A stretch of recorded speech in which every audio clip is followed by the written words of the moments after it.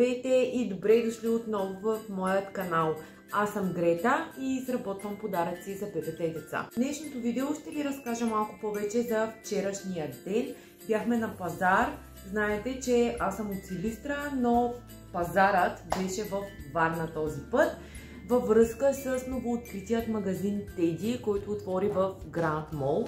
В това видео накратко ще ви покажа с какви планове и с каква идея тръгнах натам, как се върнах и какво си купих от мола. Повечето от вас знаят, че моето ателие е направено изцяло в розовата гама, а вчерашните покупки бяха свързани именно с този цвят. Вчерашното ни пътуване беше семейно, искахме малко да прекараме време заедно, да се разходим. Аз исках да отида до голям магазин на Технополис или Техномаркет, понеже съм си наумила и съм решила да си купя камера.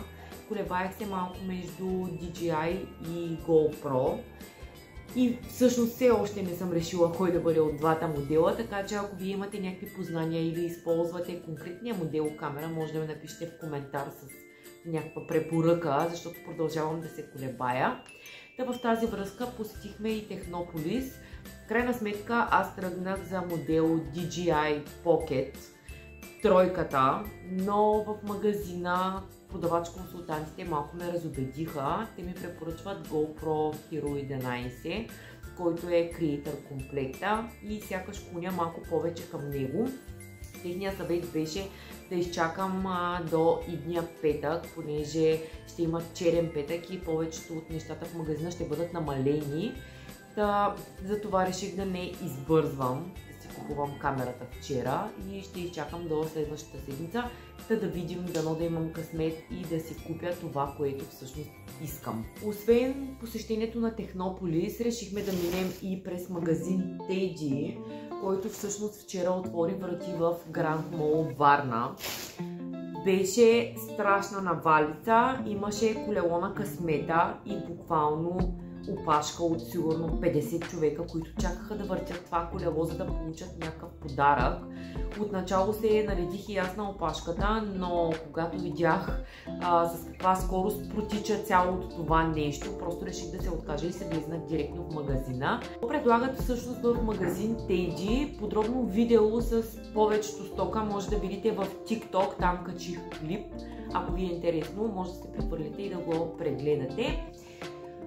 Теди е нещо от типа на Пепко, Джамбо, Кик, всичко комбинирано в едно, но секцията, която най-много ми допадна е тази, че имат доста материали за ръчната изработка, като за бродиране, за декупаж, за плетене, много неща, имат много платна, имат различни видове бои. Честно казано е доста зареден магазин, беше доста подреден, но да не забравяме, че това беше откриването. Нормално да е малко по-грандиозно от обикновените дни след това. Какво си купих аз оттам? Сумата, която заплатих, беше 60 лева и си взех няколко такива метални кутии. Тази ще я използвам, за да слагам в нея капсулите кафе. Тук ще слагам захар. Метални са. Цената е 2,55 евро, а тук е 1,55 евро. Имаме и още една кутия, която е в страхотен дизайн. Тази година Коледа в моето ателие ще бъде розова. И не знам тук какво ще слагам, но просто много ми хареса десената, затова реших да си я взема.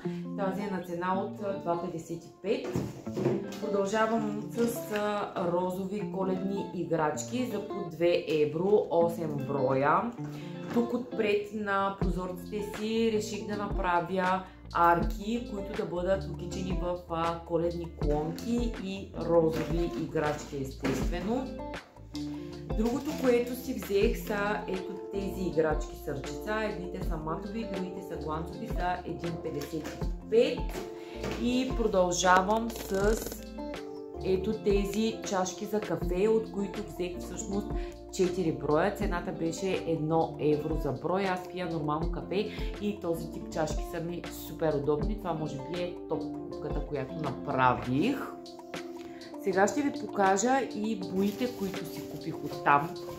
Те струваха 1 евро и си мисля, че изобщо няма да ми вършат работа, но в в това видео ще ги тестваме върху керамика и ще видим дали изобщо ще влязат някога в употреба. Взех в червено, това е блестящо с частици бяло, розово бебешко, тук имаме едно златно, взех също и в лилаво, черно естествено, черното предполагам, че по-може да ми свърши работа, защото със сигурност ще е покривно, и ето това бебешко синьо. Така че ако ви е любопитно дали боя за 1 евро може да ви върши работа, останете до края на това видео, за да я тестваме заедно. Реших да прескоча и до Пепко, макар че тук в Силистра имаме дори 2, но казах си, че ще мина и оттам може да има нещо по-различно. Първото нещо, което взех оттам, са ето тези играчки, които са малко по-малък размер от тези в магазин Теди. Тук цената е 5 лева за 24 броя, естествено розови, неизбежно в някакъв цвят. Тези бастунчета страшно много ми харесаха, много са сладурски. Тук цената отново е 5 лева за 6 броя бастунчета. Те също ще бъдат окачени на артата отпред. Модела играчки са отново ето такива топчета, които отново са в малкия размер. Цената е 5 лева за брой и са 32 броя в кутията. Понеже прозорците ми са доста големи, наистина ще ми трябват много играчки, за да може да изглежда окей. Ще има и филцови добавки, играчки направени ръчно, но тях ще ви ги покажа определено в друго видео. Ще снимам цял влог как си украсявам ателието във всяка една част от него, включително и отвън, така че ако не сте се абонирали за канала ми, сега е момента да го направите, за да не изтървете цялото това творчество, което се случва тук. Продължаваме и с ето тези топки, които са доста по-големи. Тук цената отново е 5 лева за брой, 6 бройки са в кутията. Главното нещо всъщност, заради което ходя в Пепко, са ето тези лампички, които са диоди, светят с батерии 2 пъти А. Цената е 3 лева за брой и са дълги 4 метра. Тези лампички използвам за големите тела, които превръщам в детски лампи, които декорират детските стаи и са персонализирани с име. Ще направим тестването на боите. Само секунда, за да мога да си преместя нещата пред мен. Пак казвам, не възлагам големи надежди, аз ще ги тествам върху керамично купче, защото с това работя и това като цяло ме интересува. Дали ще ми вършат работа точно при керамиката.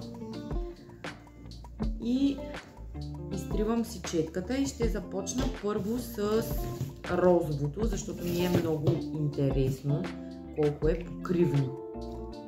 Цветът е много приятен, но да видим.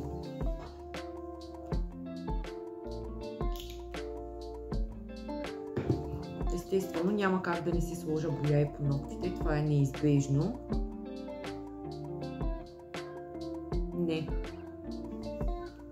Не знам дали ще се види добре, но абсурд. Няма да ми вършат работа.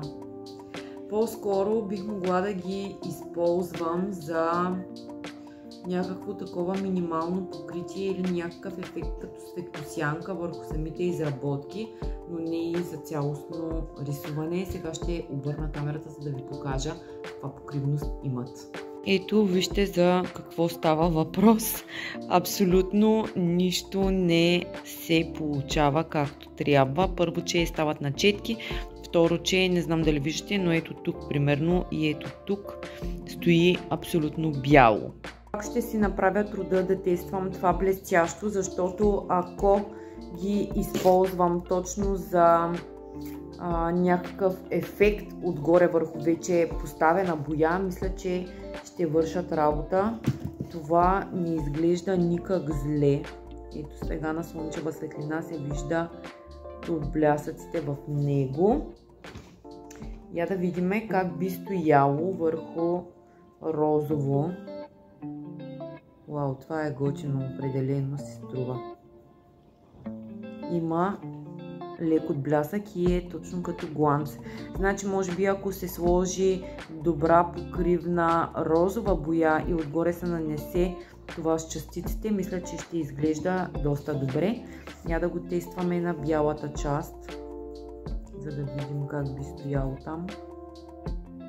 Отново блести страхотно. Не знам дали успявате да го видите, но мисля, че е много добре.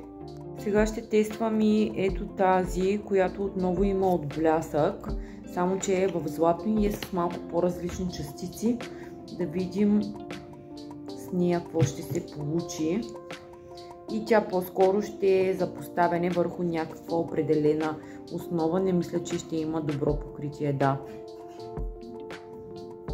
Може би ако отдолу е отцветено в някакъв по-оранжев цвят и това се сложи отгоре като някакъв тънък филм, ще изглежда добре. Тази отново е с леки частици. Сега да направим кратко резюме на боите. Ако поставяте върху покрит вече цвят, просто за някакъв ефект и отблясък, да, ще ви вършат работа, но ако искате да смените примерно ето тези MDF рамки, които са в дървесен цвят, да ги направите в такова златно, няма как да стане. Съвсем накратичко, това беше от мен за днес. Ако това видео ти е било полезно или ти е харесало, не забравяй да го лайкнеш и да се абонираш за канала ми. Очаквай следващото през уикенда, следващия, надявам се, с ревю на новата ми камера, която така мечтая да си купя. Чао и до нови срещи!